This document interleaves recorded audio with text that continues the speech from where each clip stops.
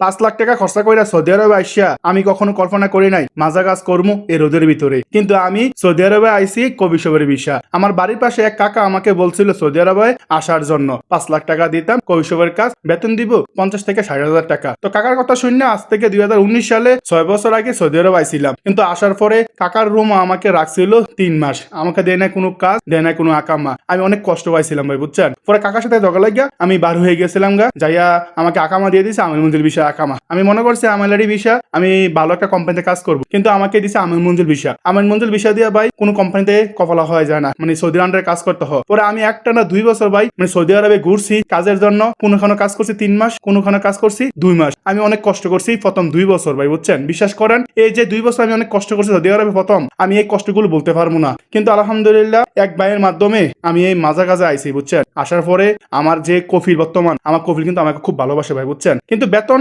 একদম কম পাই, তারপরও লাখো শুকরিয়া আল্লাহর কাছে যে সৌদি আরবে আমি আসি উমরা করতে পারি ভাই, বুঝছেন। তো যারা আসবেন ভাই ভেবে শুনে সৌদি আরবে আসবেন, ভালো কাজে দেখে আসবেন, মাজা কাজে আসবেন না।